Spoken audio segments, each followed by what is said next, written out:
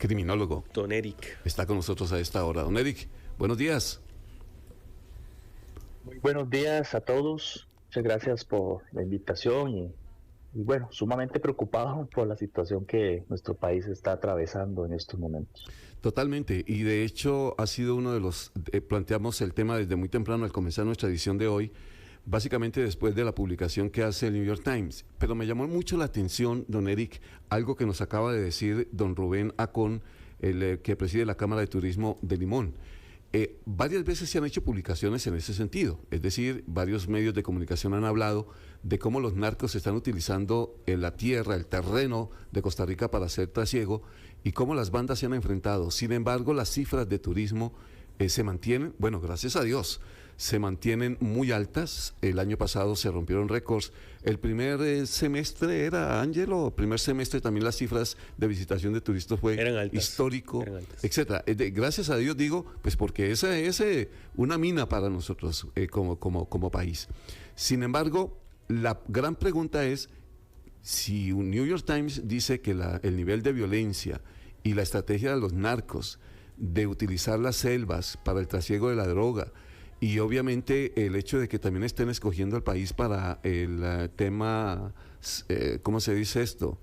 Para centro de operaciones del fentanilo. Bodegaje, digamos, de droga. Etcétera, etcétera, sí nos debe preocupar como país. ¿Cómo lo ve usted desde el lado, obviamente, de quienes analizan este tema de la criminalidad esta mañana, don Eric? Bueno, si bien es cierto, el tema del turismo tal vez no se ha notado esta disminución en lo que tiene que ver en la visita de todos los extranjeros y las personas que quieren disfrutar de nuestros recursos naturales. Si no existiera el flagelo del crimen organizado y el narcotráfico como lo estamos viviendo en este momento, habría todavía más cifras de personas que visitan nuestro país, inclusive más costarricenses también verían como una opción el tema de visitar dentro de nuestro propio país nuestras playas, volcanes y invertir o pagar en nuestro propio país. Y es que los números no mienten en el sentido del crecimiento, del aumento que hemos tenido en la criminalidad versus lo que hemos dejado de percibir, y no solo a nivel de turismo, que es uno de nuestros ejes o ingresos económicos, sino también a razón de lo que tiene que ver con la inversión extranjera. Cuando una empresa, cuando una multinacional busca dónde asentarse, dónde instalar su planta, dónde crear su centro de operaciones, uno de los factores que analiza, que revisa, es el tema de la criminalidad, del sector o el tipo de delincuencia que hay en cada país, y es así cuando valoran este aspecto y deciden irse para otro lugar.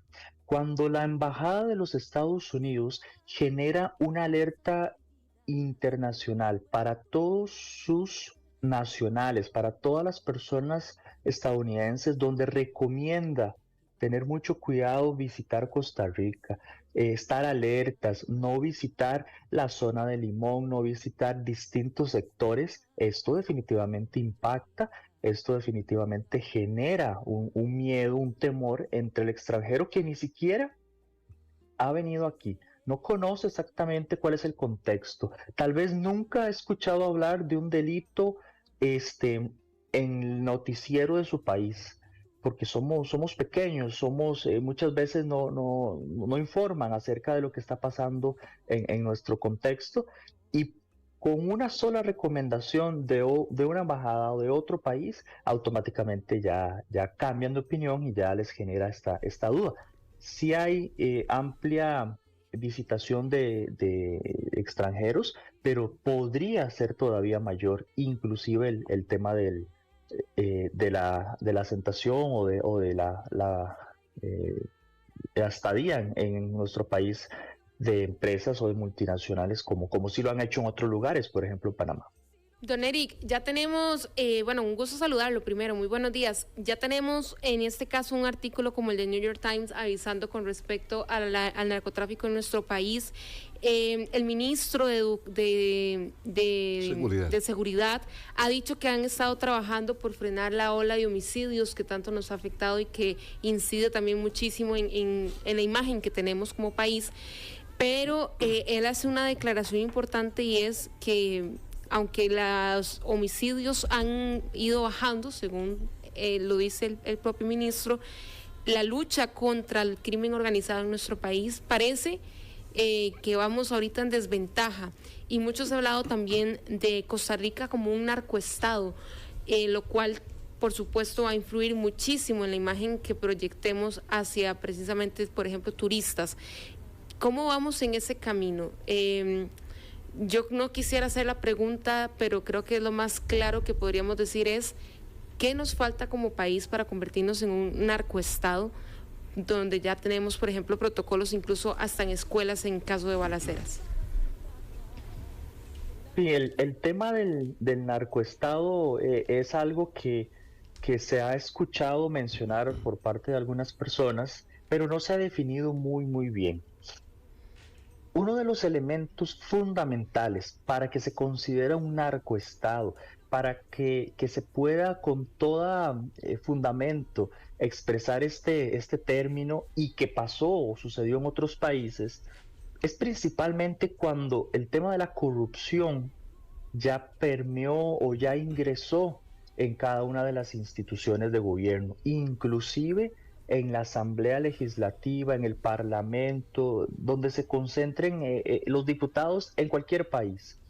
Ya también ingresó al Poder Judicial, al Poder Ejecutivo, cuando está claro, cuando todos saben que existe ahí el crimen organizado o los tentáculos de la corrupción desde sus distintas modalidades, es cuando ya podemos estar hablando de un narcoestado. Aquí en Costa Rica hay personas que han manifestado que sí, que ya estamos en un narcoestado porque ya hay corrupción en todos los lugares y en los estratos sociales. Otros mencionan que no, que estamos a las puertas. Lo cierto del caso es que hay que visitar otros países, hay que leer o hay que entender el contexto, por ejemplo, de países como Venezuela, países inclusive como México, que lo tenemos cerca, donde en algún momento de la historia efectivamente sí existió el narcoestado. Un narcoestado donde a todas luces narcotraficantes, líderes del crimen organizado fueron parte del gobierno, estuvieron en estructuras de gobierno, de liderazgo, en puestos políticos importantes y desde ahí tomaban decisiones en pro de sus beneficios, del beneficio del gremio, si se puede decir de esa forma, en aras de poder generar políticas públicas, leyes que permitieran continuar con el negocio del crimen organizado, el negocio del lavado de dinero, el negocio ilícito en cualquiera de sus formas. El tema de la violencia que está impactando a Costa Rica, esto definitivamente tal vez no sea un narcoestado como tal, como el término lo dice, su origen, su espíritu, pero sí definitivamente estamos en momentos históricos. El ministro de Seguridad creo que nos hace un llamado a la calma, nos invita a entender o a creer que estamos mejor, que está disminuyendo todo, pero es parte creo que de un juego muy verbal, muy de medios. Lo cierto del caso es que la estadística, los números y principalmente la sensación, la percepción que tiene el ciudadano es de que estamos mal. Si hoy ustedes le preguntan a cualquier ciudadano de Costa Rica cuál es su principal miedo, temor, queja en torno hacia el gobierno, hacia la sociedad, y es la inseguridad. Y esto no puede contradecir un ministro ni ninguna persona. Don Eric Villalba es criminólogo esta mañana con nosotros aquí a través de la frecuencia de esta radio. Le queremos agradecer mucho que nos haya atendido, don Eric. Una buena semana. Muchas gracias a ustedes por la invitación y estoy para servirles. Con mucho gusto. Las 6 de la mañana, 51 minutos. La lotería entonces, Angie, por favor, para nuestros